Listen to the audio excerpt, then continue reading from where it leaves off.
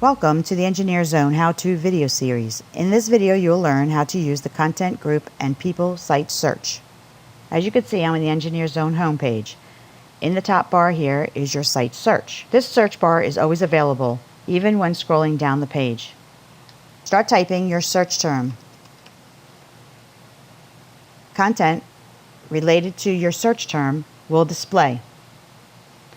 You can refine your search by clicking on Content Groups or People. This search is site-wide. You can also click on the Advanced Search option.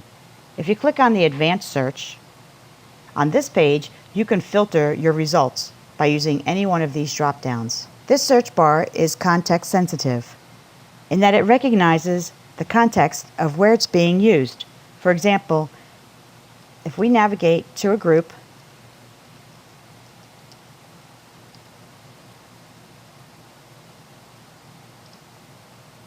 how to use Engineer Zone, and I start typing now again in this search bar, I will be searching in how to use Engineer Zone.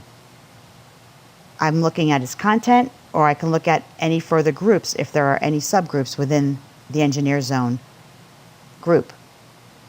If I choose not to search in how to use Engineer Zone, I can simply click on anywhere and the search will begin at the site level.